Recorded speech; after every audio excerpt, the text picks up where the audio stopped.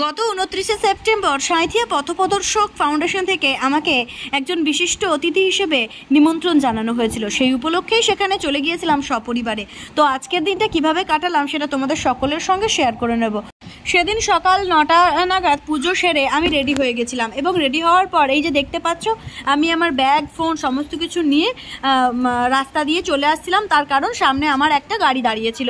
ওই গাড়িটা পথপ্রদর্শক ফাউন্ডেশন থেকেই আমাকে প্রোভাইড করা হয়েছিল, কেননা কোনো বড় অনুষ্ঠানে গেলে অনেক যদি দূরের রাস্তা হয় তাহলে গাড়ি না হলে খুব প্রবলেম হয়। সেই কারণের জন্য আমার এইটাই আর্জি থাকে যে আমার যাতায়াতের খরচটা যেন তারা বহন করেন। তো সকাল 9:30 নাগাদ আমি বেরিয়ে গিয়েছিলাম এবং পথপ্রদর্শক ফাউন্ডেশনের যারা ছিল আমার সহযোগিতার জন্য বা যারা আমার সঙ্গে কমিউনিকেট করেছে তাদের ব্যবহার সত্যি কথা বলতে এত ভালো যে তোমাদের সকলের সঙ্গে আমি বিষয়টা সম্পূর্ণভাবে শেয়ার করব। তোমরা কিন্তু পুরো ভিডিওটা দেখবে, আশা করছি তোমাদেরও ভীষণ ভালো লাগবে। তো আমি এই যে পৌঁছে গেছি, পৌঁছানোর পরেই দেখলাম ওখানে শতাব্দী রায় ম্যাডাম প্রোগ্রাম করে বেরিয়ে যাচ্ছিলেন, আর আমিও ওনার যাওয়ার পরে আমি আমার নিজের জায়গায় চলে গিয়েছিলাম, কেননা ওনাকে দেখার জন্য এত মানুষের ভিড় ছিল যে সেখানে ভিড় ঠেলে যাওয়ার মতন কোনো রকম ইচ্ছে আমার ছিল না।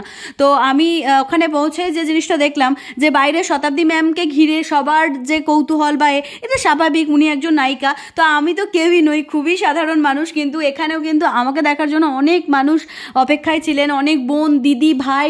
আমি তাদেরকে বোন দিদি ভাই হিসেবে কথা বলতে পছন্দ করি, কেননা এটাই উচিত বা এটাই সভ্যতা। তো স্টেজে যাকে দেখতে পাচ্ছেন উনি হচ্ছেন নীলাবতী সাহা। উনিও একজন বিধায়ক মানুষ, উনি সাঁইথিয়ার বিধায়ক রয়েছেন এখন, কিন্তু এতটাই মাটির মানুষ উনি আর দেবাশিস দা, ওনারা দুজনে হাজব্যান্ড ওয়াইফ। তো ওনারা স্টেজে বসে থাকাকালীন আমি যখন বাইরে একজন ভিআইপি চেয়ারে বসেছিলাম সেই সময় ওনারা স্টেজে দাঁড়িয়ে থেকে আমার নাম ধরে ডাকলেন এবং দেবাশিস দা আমার সম্পর্কে কত ভালো ভালো কথা বললেন। আমি সত্যিই খুব অবাক হয়ে গেলাম এই কথাগুলো শুনে। আমি তোমাদেরকেও একটু শুনিয়ে নেব যে দেবাশিস দা আমার সম্পর্কে সেই সময় কি বলছিলেন, কেননা আমি সত্যি এক্সপেক্ট করিনি যে এতটা দেবাশিস দা আমাকে মানে লক্ষ্য করেন বা উনি আমাকে এতটা আশীর্বাদ করেন। চলে এসেছি প্রোগ্রামে প্রতিষ্ঠিত আজকে গোটা বাংলা সংস্কৃতি যেখানে যেখানে পৌঁছে গেছে পদ্মাবতীকে অনেক মানুষই তারা চেনেন ফেসবুক এবং ইউটিউবে বলছি দাদা বলছি। তো তিনিও এসেছেন, তাকে আমি আন্তরিকভাবে অভিনন্দন। থ্যাংক ইউ দাদা, থ্যাংক ইউ সো মাচ। খুব ভালো করে কাটুক, প্রকৃতি যদি বাধা না দেয়, অর্থাৎ বৃষ্টি যদি আমাদের ওষুধ না হয়ে আসে তাহলে আমরা সবাই। শুধু কি তাই, সেখানে যতজন বোন ছিল বা দিদি ছিল বা সমবয়সী বন্ধুর মতন যারা ছিল প্রত্যেকে আমার প্রতি এতটাই আন্তরিকতা দেখিয়েছে, এতটাই ভালোবাসা দেখিয়েছে যে আমার মনে হয়েছে বারবার যদি ওই জায়গাটায় ফিরে যেতে পারতাম তাহলে খুব ভালো হতো। এই ভালোবাসাগুলো অমলিন ভালোবাসা, এই ভালোবাসাগুলোর কোনো স্বার্থ নেই। হয়তো একটা দুটো ছবি তোলা বা কিছু একটা হাইপ ব্যাপার, কিন্তু আমার মনে হয় ওদের ভিতরে সে আন্তরিকতাটা ছিল, না হলে আমার মতন একজন নগণ্য সাধারণ মানুষকে এতটা সম্মান দেওয়া যায় বা এত কিছু আমার জন্য ভাবা যায়, আমি সত্যি সেটা কোনোদিনই এক্সপেক্ট করি না। কোনো জায়গায় গিয়ে আমি নিজেকে বড্ড সাধারণ ভাবতেই পছন্দ করি, ওই জন্য আমি হয়তো এটা বলার প্রয়োজন নেই, তবুও বলছি আমি যে শাড়িটা পরে আছি সেই শাড়িটার দাম মাত্র 210 টাকা। কেননা আমি মনে করি না যে প্রচুর কিছু খরচ করে বা প্রচুর হাইফাই নিজেকে মেনটেন করার কোনো প্রয়োজন আছে। যদি আন্তরিকতা আর নিজের মনের সহজ সরলতাটা ঠিক থাকে তাহলে মানে দামি গহনা, দামি অলংকার, দামি পোশাক বা হাইফাই একটা ব্যাপারের কোনো প্রয়োজন নেই। আর আমি এইভাবেই মাটির সাথে মিশে থাকতেই পছন্দ করি, কেননা আমি যদি আজ থেকে মাটির সাথে মিশে থাকা পছন্দ না করি তাহলে তো একটা সময় প্রাকৃতিকভাবে আমি মাটির সাথেই মিশে যাব, তখন সেই জিনিসটাকে আমি মেনে নিতে পারবো। তো তাই আমি মনে করি প্রতিটি মানুষেরই উচিত মাটির সাথে মিশে মিশে থাকা। যেখানে একটা সময় যেতে হবে সেখানে এখন থেকে যাওয়াটাই অনেক বেশি ভালো। তো এই যে কাকিমণিকে দেখছো, এই কাকিমণির কথা আমি আর একটা ভিডিওতে বা আর একটা ছবি দিয়ে পোস্ট করব, কেননা এই কাকিমণির জন্য অনেক কিছু বলা বাকি আছে। আমি মানুষটাকে দেখে সত্যিই আপ্লুত হয়ে গেছি। আর ওনার বৌরানীর কাছ থেকে একটা কথা শুনলাম যে আজকে যে আমি প্রোগ্রামে এসেছি তার মূল কারণটা হচ্ছেন ওনার আমাকে পছন্দ, এবং প্রোগ্রামটা যারা অর্গানাইজ করেছে তারা ওনার ছেলে মেয়েরা।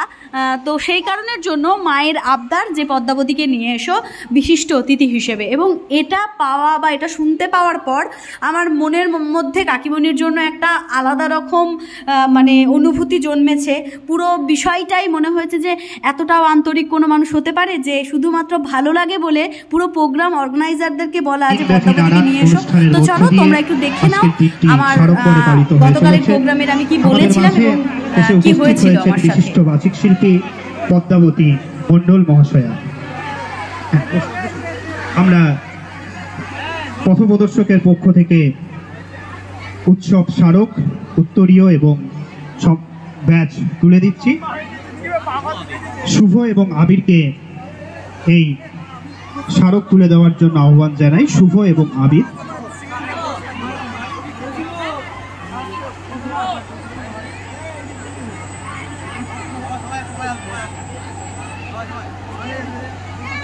আপনারা সবাই জুড়ে থাকুন, আগামী সময়ে আরো বিভিন্ন পরিবেশন রয়েছে।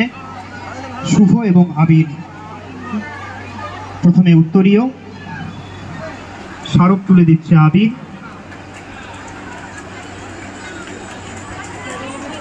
আমরা আমাদের পথপ্রদর্শকের পক্ষ থেকে সম্মাননা জানালাম আমাদের প্রাণের মানুষ পদ্মাবতী মণ্ডল মহাশয়াকে। এখন তার কথা আমরা শুনে নেব, তার আশীষ বার্তা পথপ্রদর্শকের প্রতি কথা বলবেন পদ্মাবতী মণ্ডল।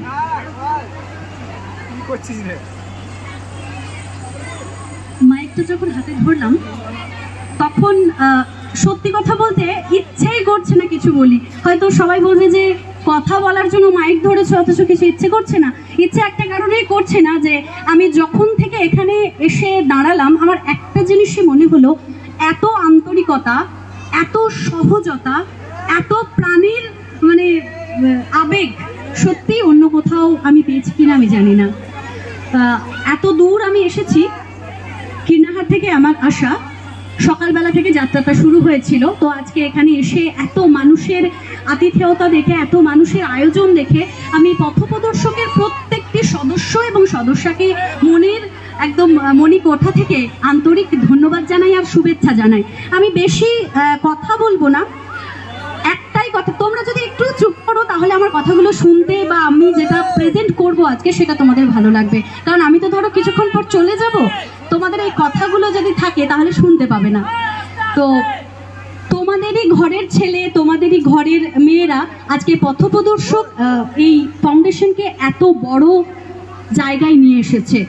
গতকাল যখন রাত 11টা বাজে 12টা বাজে তখনও আমার চোখে ঘুম নেই। তার কারণ কি? তার কারণ আমি একটা অনুষ্ঠানে আসবো যেখানে আমার ভাইয়েরা আমাকে এত সুন্দরভাবে ডেকেছে। তো সেই অনুষ্ঠানে আসার জন্য সারা রাত ঘুমাইনি। তার প্রমাণ হচ্ছে আমার মোবাইলে নোটস অপশনে গিয়ে দেখলাম 3:40 বাজে এবং তখন আমি লিখতে বসলাম। 3:40 রাত মানে ভোর 3:40, তখন আমি কবিতা লিখতে বসলাম।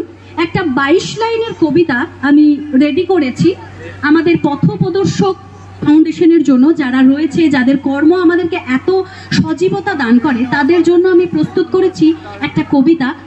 আমি সবাইকে একটু অনুরোধ করব, তোমাদের কাছে যাদের ক্যামেরা আছে অবশ্যই এই ভিডিওটা মানে এই কবিতাটা একটু তুলে রেখো, এটা আমার ভীষণ দরকার।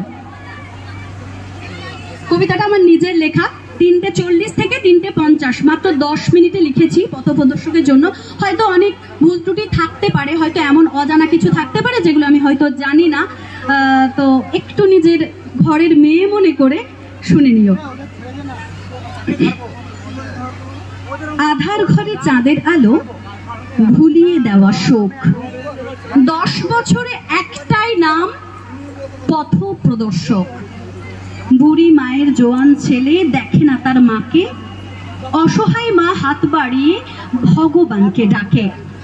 ভগবানের আরেকটি রূপ নামলো ধরাধামে, মানুষ যাকে চিনল দেখো পথপ্রদর্শক নামে।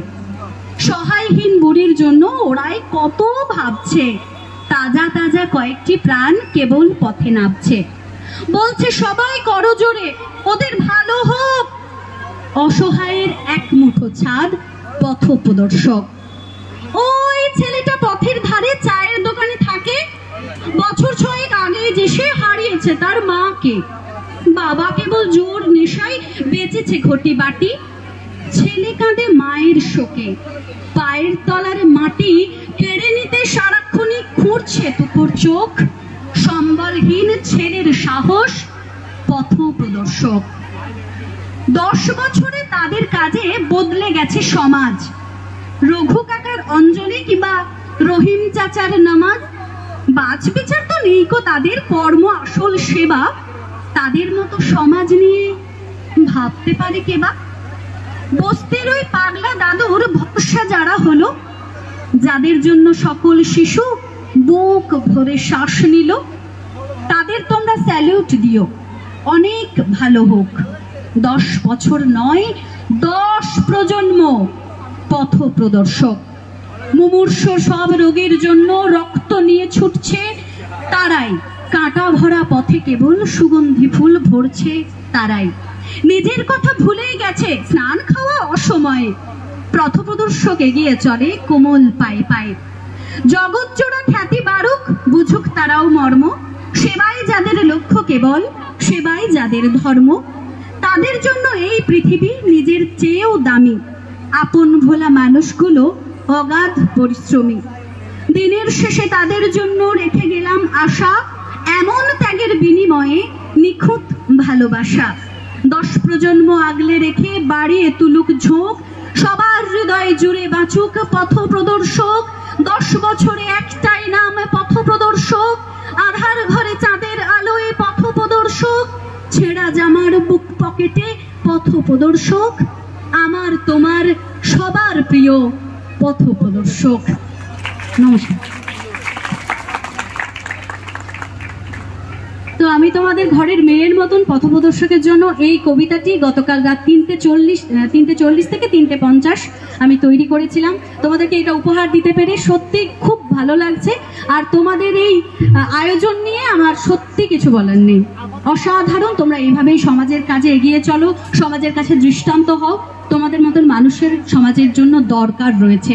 তো ধন্যবাদ তো জানিয়েই নিয়েছি, ধন্যবাদ জানালে বড্ড ছোট হয়ে যাবে বিষয়টা, কারণ শুধুমাত্র ধন্যবাদ দেওয়ার মতন এটা অনুষ্ঠান নয়, বুক ভরে ভালোবাসা দেওয়ারই অনুষ্ঠান। আমি মাইক তুলে দিচ্ছি আয়োজকদের হাতে। ভালো থাকবেন সবাই। ভালো থাকবেন আপনি, আপনার এই পবিত্র কলমটুকু আমাদের কাছে বড় যত্ন।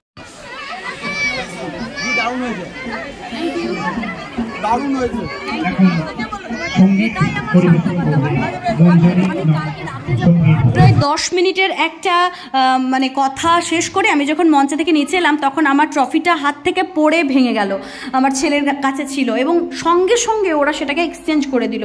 মানে কি, ওদের মধ্যে আমার জন্য যে বিশেষ একটা জায়গা দেখতে পেলাম, এটা তো আমার কাছে সত্যি অনেক আনন্দের, তাই না?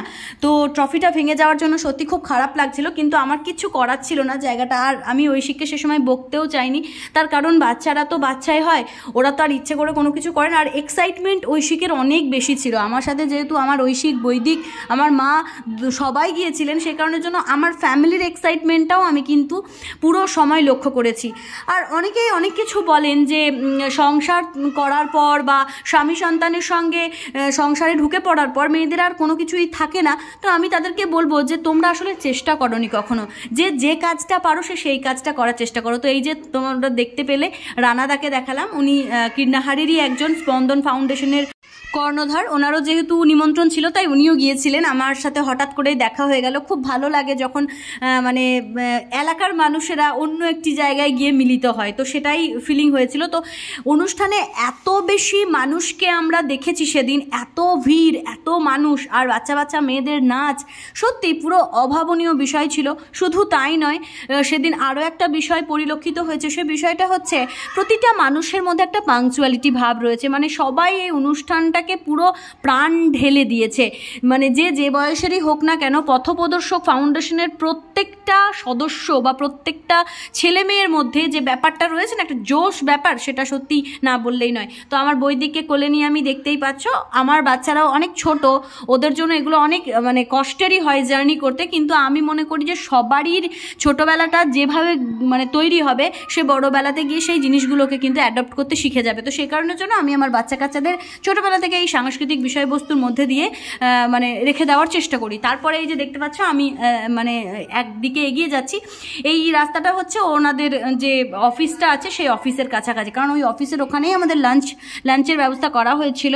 তো সেই লাঞ্চ দেওয়ার জন্যই কিন্তু আমাকে নিয়ে যাওয়া হচ্ছিল। ওনারা এতটাই স্পেশাল গাইড দিয়েছেন, নিজেদের পুরো অফিস রুমে বসিয়ে পুরোটাই একদম আমার ইম্যাজিনের বাইরেও ছিল। আমি পথপ্রদর্শক ফাউন্ডেশনকে আন্তরিকভাবে ধন্যবাদ জানাই এই ভিডিওর মাধ্যমে, এবং যারা যারা ভিডিওটা দেখছেন তাদের প্রত্যেকটি সদস্যকে আমার তরফ থেকে রইল এই দিদির বুক ভরা ভালোবাসা। কারণ তোমরা যা দেখালে বা তোমরা যা করলে আমার সাথে, আমি সত্যি কোনো দিন ভুলবো না। আগামী দিনে আবারও তোমাদের অনুষ্ঠানে আমি যোগদান করতে চাই, কেননা এই ধরনের অনুষ্ঠান পাওয়া সৌভাগ্যের তো বটেই। তো এই যে দেখতেই পাচ্ছেন আমি ওনাদের অফিসে বসে রয়েছি, সেখানে আরও অনেক মানুষেরা রয়েছেন।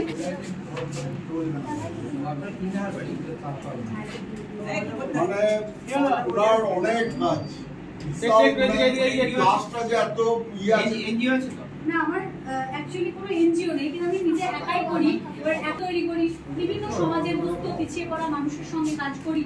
তাদের পুজোর সময় তাদেরকে জামা কাপড় দেওয়া, তারপরে চাল ডাল, মানে যতটুকু আর কি সম্ভব মানে মানুষই দিচ্ছে, পৌঁছে দিচ্ছি। কিন্তু আমার ওই যে একটা neat and clean and clear একটা ব্যবস্থা, মানে প্রত্যেকটা স্বচ্ছতার মধ্যে কাজ হওয়া। যে আমি একা একা করি, তো কোন মানুষ আমি সোশ্যাল মিডিয়া থেকে এমনটাও লিখে দিয়েছি অমুক দাদা ভাই অমুক টাকা দিয়েছে, এতটা ক্লিয়ারিটি আছে আমার কাছে। সবাই একটু ভালোবাসে। আমার অনেক আপনাদের আশীর্বাদে প্রায় 4.5 লক্ষ মানুষ আমাকে ফলো করে সোশ্যাল মিডিয়ায়, ইউটিউব, ফেসবুক। আর একটা ভিডিও 20 লক্ষ 30 লক্ষ, ওনাকেও সমালোচনা করেছিলাম ভিডিওতে। মাননীয়াকে নিয়েও আমি কথা বলেছিলাম। সেদিন অনেক অনেক বাচ্চাকে কিন্তু হাতে তুলে দেওয়া হয়েছে পুজোর নতুন জামা, যাতে পুজোতে ওরাও আনন্দ করতে পারে। পথপ্রদর্শকের এই উদ্যোগকে আমি কুর্নিশ জানাই। আমার এখানের মধ্যে এই বাচ্চা মেয়েটিকে ভীষণ পছন্দ হয়েছিল, তাই জন্য ওর ভিডিও আমি তুলে রেখে দিয়েছি। কি কিউট দেখতে মেয়েটা, গায়ের রঙটা একটু চাপা, কিন্তু ওকে দেখে আমার বেশ ভালো লেগেছে। তো তারপরে আমাদের গাড়ি চলে এসেছিলো এবং আমরা লাঞ্চটা যেহেতু ওখানে মানে প্যাকেট করে দিচ্ছিলো, তাই আমি সাঁইথিয়া আমার ননদের বাড়ি, সে কারণের জন্য আমি ভেবেছিলাম যে ওখানে গিয়ে লাঞ্চটা করে নেব। তাই লাঞ্চ বক্স নিয়ে আমি সোজা চলে গিয়েছিলাম ননদের বাড়ি। তো ননদের বাড়ির রাস্তাটা যেহেতু আমি চিনি না, তাই সামনে সামনে আমাদের ভাগ্নে আছে, সে কিন্তু বাইক করে গাইড দিচ্ছিল। আর এই যে দেখতে পাচ্ছ আমার ননদের মেয়ে ঐশানী। তো ননদ সম্পর্কটা একটু বলে রাখাই ভালো। ননদ হচ্ছে আমার মাসি শাশুড়ির মেয়ে। ওর বাড়ি আমি কখনো যাইনি, এই প্রথমবার গেলাম, এবং বাড়ি গিয়ে যে চমকটা আমি পেয়েছি সেই চমকটা আমি তোমাদের সকলের সঙ্গে শেয়ার করব পরবর্তী ভিডিওতে। আপাতত এই যে আমাদের লাঞ্চের ভিডিওটা তোমরা দেখে নাও। আমরা 4 প্যাকেট লাঞ্চ পেয়েছিলাম, আর পেয়েছিলাম 4টে টিফিন বক্স, এবং এই লাঞ্চ আর টিফিনটা আমরা একটা টিফিন আমাদের ড্রাইভার দাদাকে দিয়েছি, আর একটা লাঞ্চের প্যাকেট আমার ননদের বাড়িতে রেখেছিলাম, কেননা ওর বাড়িতেও 2টো ছোটো ছোটো বাচ্চা ছিল। আর তারপরে তো আমরা বাড়ি চলে এসেছি, বাড়ি চলে এলাম। আর আজকের ভিডিওটা এখানেই শেষ হলো। তোমাদেরকে একটা জিনিস দেখিয়ে নিই, সেই জিনিসটা হচ্ছে এই যে তন্ময় আর ধনুকে তোমরা অনেকেই দেখেছো সোশ্যাল মিডিয়ার ভিডিও করতে। তো আমরা যে মঞ্চে অনুষ্ঠান করে এলাম সেই মঞ্চে কিন্তু সন্ধেবেলা ওদের অনুষ্ঠান ছিল। তো সেইটা আমি তোমাদের সাথে একটু শেয়ার করে নিলাম। আর সেদিনের অনুষ্ঠান সত্যিই খুব ভালো কেটেছে, পুরো দিনটা একদম দারুণ। ধন্যবাদ পথপ্রদর্শক ফাউন্ডেশন, ধন্যবাদ সকল কর্মকর্তাদের যারা নেপথ্যে রয়েছেন তাদের, এবং বাকি ভিডিওতে আপনারা একটুখানি ধনু আর তন্ময়ের ছোট ছোট মিষ্টি জোকস শুনে নেন, এবং ভিডিওটা এখানেই আমি শেষ করছি। হরে কৃষ্ণ, রাধে রাধে। আর কমেন্ট করতে ভুলবে না। আর যারা যারা সাঁইথিয়া থেকে দেখছো তারা কিন্তু ভিডিওটা অবশ্যই শেয়ার করবে। ধন্যবাদ। হরে কৃষ্ণ।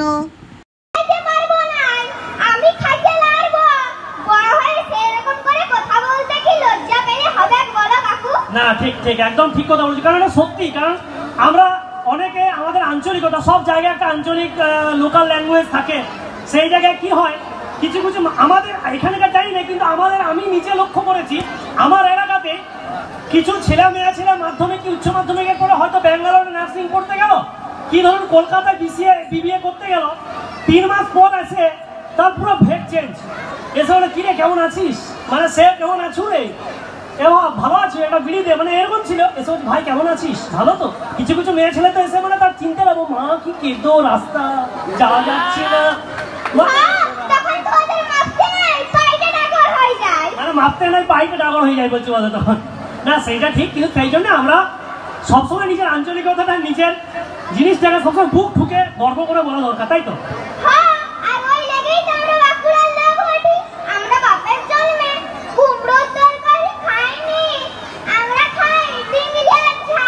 আমরা খাই ডিংলিয়ার ঝাল। আমাদের ঘরে কোনোদিন বাল্ব ফিউজ হয় নাই, কোনোদিন ফিউজ হয় নাই।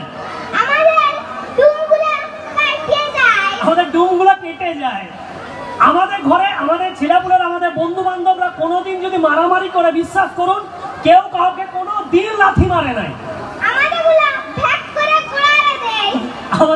করে গোড়ারে দেয়। আমাদের কাকিমারা, আমাদের পাড়ার যে তুই যে অভিনয়টা করুস কাকিমা, কুচুটে কাকিমা, তারা কিন্তু কোনোদিন ঝগড়া করে না। তোমারে গন্ডল করে বলছে। আর আমরা যখন ভিডিও করতে বেলায় বিশ্বাস করতে পারলাম না, এটা একটা মানে আমাদের স্ক্রিপ্টের বাইরের কথাই বলছি, মানে ওর এত অবজারভেশন পাওয়ার, মানে এটা ভগবান প্রদত্ত সত্যি। মানে আপনি হয়তো বসে আছেন, আপনি ওরা কথা বলছেন যে ধনু কেমন আছো, ভালো আছো, ও কিন্তু একটি কথা বলবে, চুপচাপ থাকবে। ও পরে কিন্তু আমাকে দেখাবে যে ওর অঙ্গভঙ্গিটা পুরো নকল করে দেয়। এবারে আমরা যখন ভিডিও করতে যাই, কিছু কিছু পাড়ায় দেখি, সব পাড়াতে দেখবেন কিছু কাকিমা থাকে, জানেন না, মানে সিসিটিভি বলে ওদেরকে বেসিক্যালি। তো কেমন হয় তারা, মানে কারোর ঘরে যখন সম্বন্ধ আছে না, মানে কেউ খবর পাক না পাক ওরা পেয়ে যায়। মানে ধরুন আপনাদের ঘরের সামনে একটা 4 টাকা গাড়ি এসছে, ও এসে খবর নিবে, দেখো তোমাদের ঘরকে কেউ আইছে না, ও আগে এসে খবর নিবে, কিন্তু কেউ জানে ও খবর পেয়ে গেছে। তারপরে সেই জন্য ভয়ে ভয়ে তাকে সম্বন্ধ এলে ঘরের সব লোকজনে কি বলে, ছোট ছেলেকে আগে বলে যে বাস স্ট্যান্ডে দাঁড়িয়ে থাকবি, যখন সম্বন্ধে কুটুম আসবে ওকে সঙ্গে নিয়ে আসবে না, কেউ ঠিক ভাঙিয়ে দিবে।